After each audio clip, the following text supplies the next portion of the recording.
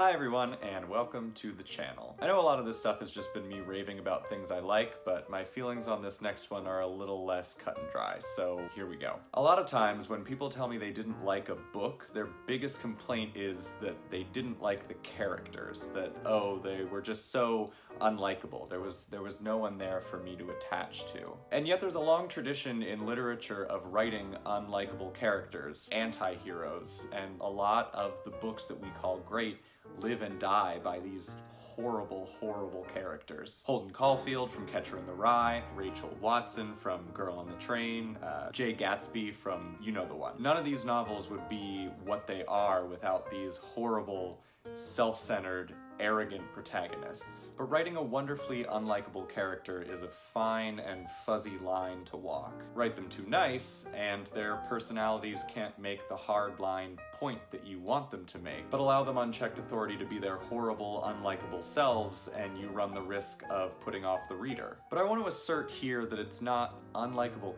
characters that put people off. It's unlikable authors. And sure, there are exceptions to this, but let me babble. So, I would like to lift up as Exhibit A, The Corrections by Jonathan Franzen. Now, of course, me being me, I'm gonna start with a caveat. There is a lot that I like about this book. There are a lot of things that I like about these characters.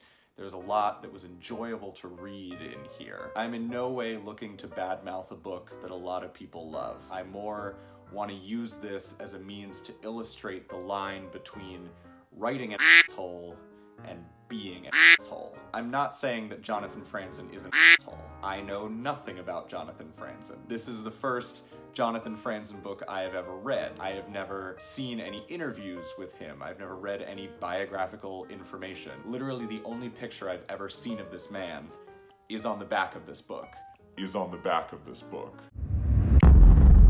But that's exactly why this is the perfect example for me to talk about, because as a writer, the goal is to get a whole bunch of people who know nothing about you to read your work. And that means that in a lot of readers' eyes, your book is you. And relationships will be made or broken on that impression. What you choose to write about, and more importantly, the way you choose to write it, shows the reader who you are. So, to the book. The crux of The Corrections is that everyone in this book sucks. The story centers around a Midwestern family of 2 elderly parents and their 3 adult children, all of whom have moved out, and the various ways in which their lives are falling apart due to every fault of their own. Now, the first important plot line that we're introduced to is that of the middle son, Chip, who is a failed screenwriter, a disgraced ex-professor, and, most importantly, a sex addict. And the book calls him out for it. It's a very interesting picture of what someone with a sex addiction looks like and the ways that that addiction can ruin their lives. Very interesting.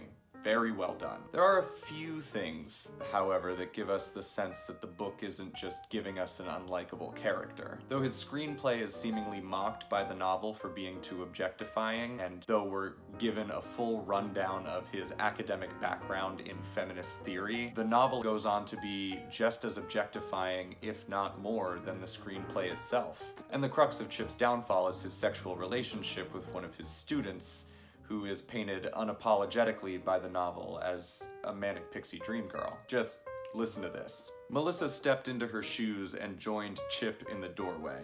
She kissed him on the cheek near his ear. So there. He watched her slide step and pirouette down the hall and out of sight. Okay, maybe I'm exaggerating. Maybe that's a reach. But throughout the novel, we get more than just Chip's perspective.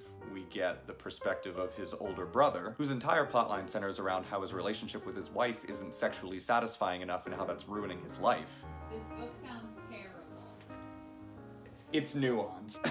And his younger sister, Denise, whose entire plotline centers around her having an affair with her boss's wife, thereby ruining her entire career. Neither of these characters, however, receive the same scathing treatment as Chip, the rampant over-sexualization of women, while for one character is seen as a flaw, for other characters is seen as a legitimate personality trait. And this is where the novel crosses a line from being about an asshole to being written by an asshole. Again, not specifically speaking about Jonathan Franzen as an asshole here, just how the author comes off to the reader in the writing. My point is not that we all just need to start writing likable characters so that our readers think we're all happy, shiny, likable people. My point is that what you write represents you in the world. The ideas that you put out there are the ideas that make you up in the mind of the reader. You can't hide behind a veil of fiction, so if you aren't ready for it to represent you in the world,